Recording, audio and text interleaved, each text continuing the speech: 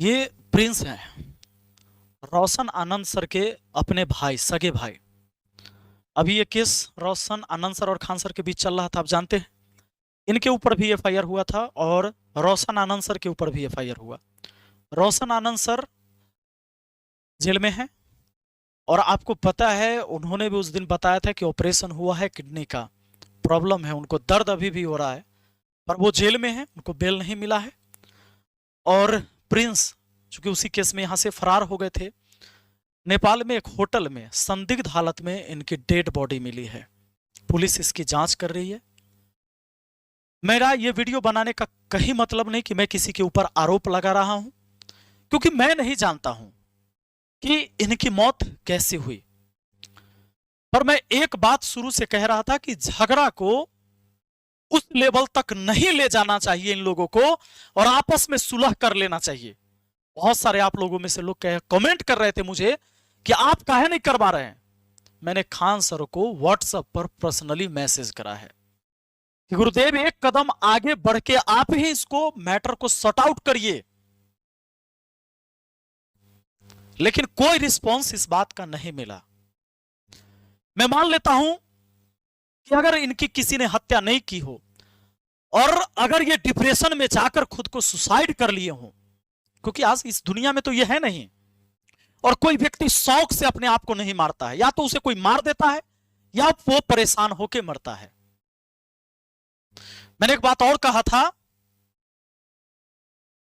कि जब हम बहुत बड़ा व्यक्ति बन जाएं, बहुत बड़ा पद पर चले जाएं, या बहुत पॉपुलरिटी हमारी हो जाए, तो हमें सोच समझ के भी बोलना चाहिए, क्योंकि मेरे बोलने से अच्छा या बुरा असर बहुत दूर तक होता है। खान सर एक ग्लोबल शिक्षक हैं, विश्व के नंबर 1 शिक्षक। मैं उनका मित्र हूं, मुझे पता है वो जो भी कुछ बोलेंगे उसका असर पूरे देश में और दुनिया में होता है। इसलिए मैं कह रहा था कि उनके गलत बयान का मैं विरोध करता हूं, मैं सिर्फ सत्य के साथ हूं। लेकिन आप लोगों में से बहुत लोग मुझे गाली दे रहे थे, और बहुत सारे 3-4 टीचर ने तो वीडियो भी बना दी कि खान सर के वजह से ही मुखिया बना था, ही भूल गया हम मुखिया बने थे। इसका क्या मतलब है? मैं धन्यवाद देता हूं खान सर का भी और उन लोगों का भी जो वहां अपना आकर योगदान दिया। कोई उत्तर प्रदेश से एक लड़का भी आकर योगदान दिया,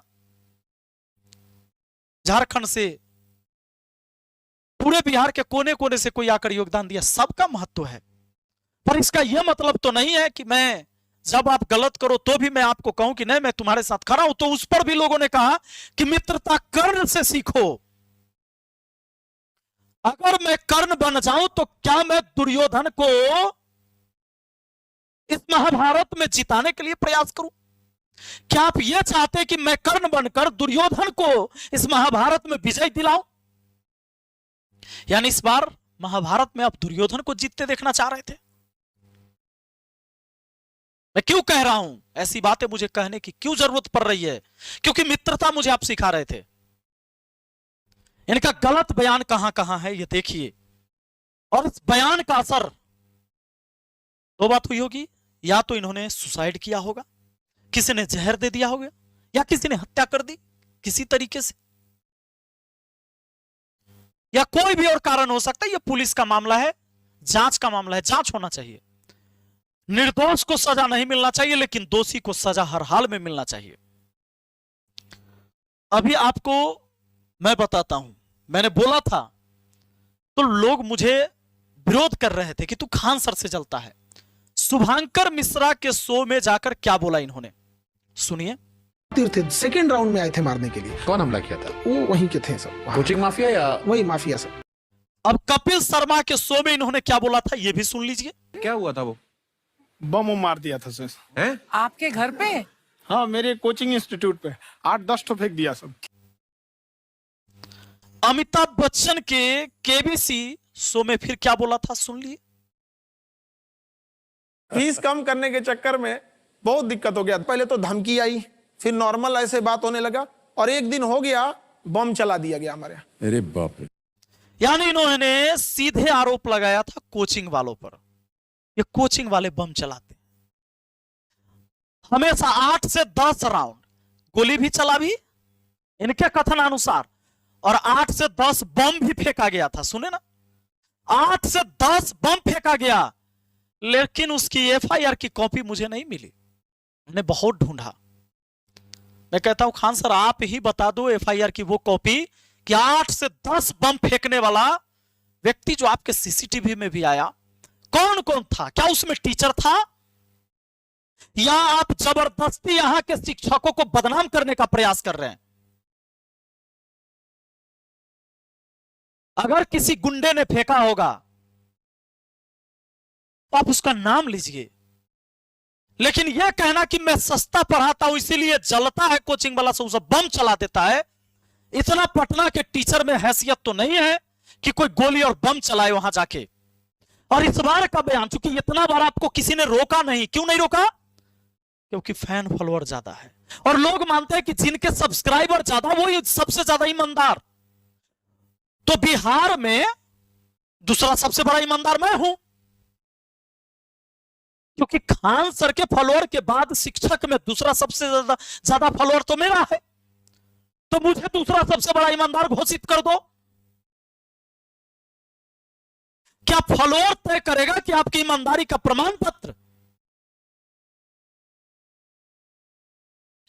इन 3 जगह किसी ने नहीं रोका, क्योंकि अगर किसी ने रोकता तो उसको गालियां पड़ती। क्योंकि हमारा तो दुर्भाग्य है, हमारा देश का ही दुर्भाग्य है कि किसी को या तो हम देवता मानते हैं, न तो किसी को हैवान मानते हैं। कभी हम राम रहीम को भगवान मानते हैं, फिर उसको हैवान मानते हैं। कभी आसाराम को पहले हम भगवान मानते हैं, फिर उसको हैवान मानते हैं। उसकी गलती मिल जाएगी तो हैवान है, और नहीं तो वो देवता है। मैं कहता हूं हाथ जोड़कर इंसान को इंसान रहने दो। इंसान से गलतियां भी होती है, उसके गलती पर रोको उसे और उसका सच्चाई में साथ दो उसे, चाहे वो कोई भी हो, अगर कुछ बदलना चाहते हो तो। यहां नहीं रोका। आज मीडिया में फिर से उन्होंने क्या बयान दिया? उस दिन लड़ाई किस चीज के लिए होता है आप जानते हैं, पटना के जो भी स्टूडेंट हैं इन सबको पता है, बैनर पोस्टर लगाने का। सबसे ज्यादा बैनर पोस्टर किसका लगता है? खान सर से ज्यादा किसी का नहीं लगता, क्योंकि इतना बड़ा साम्राज्य किसी के पास है भी नहीं। कोई बेचारा कोचिंग वाला 20,000 50,000 महीना कमाता है, अपना परिवार चलाता है, कोचिंग चलाता है, 5,000 प्रचार में खर्च करता है, बैनर पोस्टर लगाता है अपने सामने। लेकिन जब इनका लगता है तो पूरे मुसल्लापुर हाट का पूरा कोचिंग मंडी ढक जाता है, और यह है पोस्टर पर पोस्टर ढकने के वजह से विवाद खड़ा होता है। रोशन आनंद सर का बोर्ड ढक गया, और इन दोनों की रंजिश पहले से चली रही थी। रोशन आनंद सर के लोग गए, खान सर के बोर्ड तोड़ दिए, उनके गार्ड को पीट दिया, फिर इधर से गोलियां चली। अब जब मीडिया आ गए तो खान सर ने सोचा लड़ाई झगड़ा तो होते रहेगा, एफआईआर होते रहेगा, एक बात रख देते हैं ताकि पूरे देश में फिर से लोग शिक्षा का देवता भी फिर से मुझे माने, हमें इंसान न माने, देवता माने। उन्होंने कहा कि 8 से 10 राउंड गोली चलते तो हम अपने आंख से देखे हैं, चारों तरफ से गोली चल रहा था। फ्री होके रख दिया यहाँ पर। 8-10 राउंड तो हम देखे हैं यहाँ पे, 8-10 राउंड हम देखे हैं। लेकिन अगले दिन के एफआईआर जो उन्होंने करवाया, क्या एफआईआर में आप हड़बड़ा के लिखे थे क्या? रात भर के बाद अगला दिन एफआईआर हुआ, तो यह मुझे जानना है कि क्या ये हड़बड़ा के तो ना लिख दिए? इसमें कहीं भी आपके ऊपर गोली चला इसका चर्चा नहीं है एफआईआर की कॉपी में। बयान तो आपने दिया था, तो वो बयान झूठा है या आपने जो एफआईआर लिखवाया वो झूठा है? अब यहां पर आप नहीं देते हैं कि मेरे ऊपर गोली चला, लेकिन अब पुलिस जब सीसीटीवी वीडियो निकालती है, वायरल होता है, वो सारी चीजें गार्ड से पूछताछ होती है, तो पता चलता है गोली आपने चलवाया था। और यहां क्या बोले उस दिन? 8 से 10 राउंड गोलियां तो चला, वो हम अपने आंखों से देखे। खान सर के 2 गार्ड गिरफ्तार, फॉरेंसिक जांच के लिए भेजे गए हथियार वीडियो में फायरिंग करते दिखे। यहां से लगातार आप झूठ बोलते आ रहे हैं। अगर इस बात पर किसी ने आपको रोका होता, आज आप यहां नहीं बोलते और इतना बड़ा लफड़ा खड़ा नहीं होता। मैं आप सबसे पूछना चाहता हूं, चलो मैं भी खान सर के मित्र रहा हूं, आज भी मैंने खान सर को मैसेज किया सुबह में भी, इससे पहले भी मैसेज किया है कि मामला सॉर्ट आउट करिए सर। किसी का व्हाट्सएप चैटिंग ऐसे में नहीं दिखाना चाहता। मैंने कहा था कि आप इस मामला को एक कदम आगे बढ़ के केस वापस ले लीजिए सर, बात खत्म। आप दोनों पढ़ाएंगे तो छात्रों का भला होगा, मैंने बोला है, पर रिस्पॉन्स नहीं लिया गया। तब मुझे आकर आपको सामने से बोलने की जरूरत पड़ रही है। आज भी मैंने मैसेज किया था, एक बच्चा जब वहां से, देखिए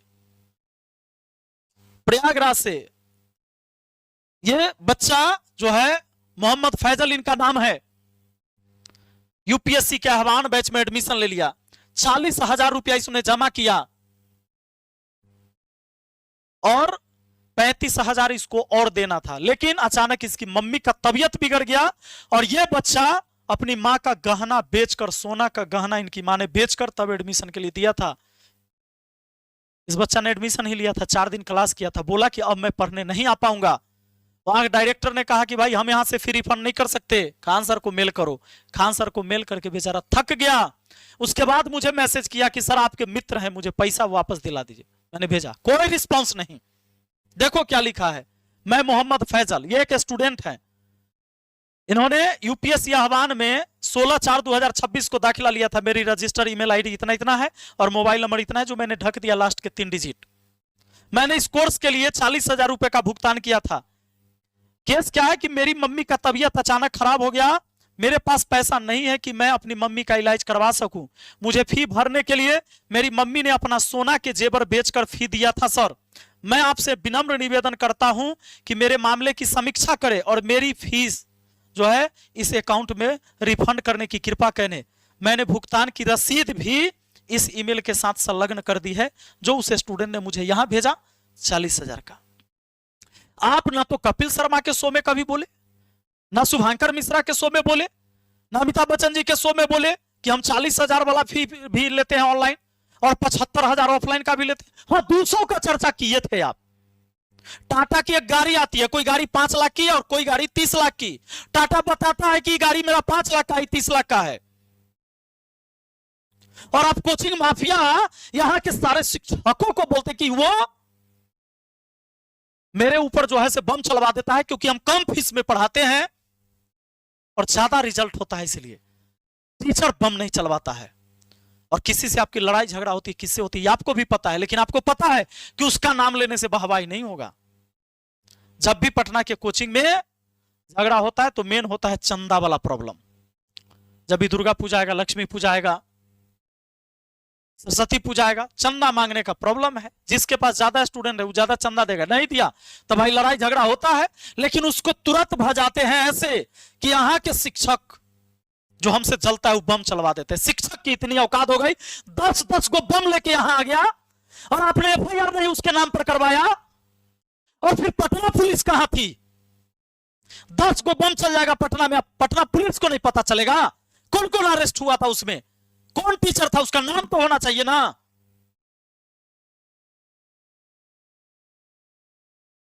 बाकी मैं तो आप लोग को समझा के थक गया, मैं कुछ नहीं कह सकता। गाली देना है दो मुझे गाली, पर मैं सिर्फ सत्य के साथ हूं। मैं वो कर नहीं हूं कि दुर्योधन के पक्ष में लड़ाई करके महाभारत में दुर्योधन को विजय दिलाऊं। माफी चाहते हैं आपसे। और जो लोग कहते हैं ना कि खान सर की वजह से तू पॉपुलर हुआ है, अरे खान सर 2019 में आए, हम 2017 में आए हैं। चैनल के अबाउट खोल के देख लो। यही उनको पता नहीं रहा होगा कि वीडियो कैसे बनता है, हम तहिया वीडियो बनाते थे।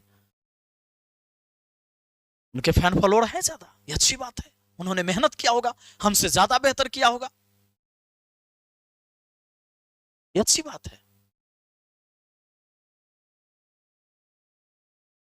माफ कीजिए बाकी।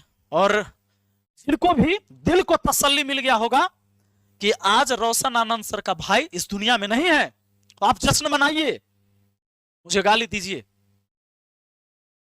उस मां के ऊपर, उस वृद्ध पिता के ऊपर क्या बीत रहा होगा जिसका बेटा इतना पढ़ा लिखा होकर एक जेल में है और दूसरा बेटा की हत्या हो गई, अब इस दुनिया में नहीं है। उस माँ बाप के दर्द को एक बार समझना। तुम्हारे माँ बाप ने भी तुम्हें पाले होंगे। एगो मोबाइल हाथ में है, झट से किसी को गाली लिख दो, कमेंट कर दो। मैं ये नहीं कहता हूं कि तुम खान सर को गाली दो, तुम रोशन आनंद सर को गाली दो, या किसी भी व्यक्ति को गाली दो, पर तर्क होना चाहिए आपके पास।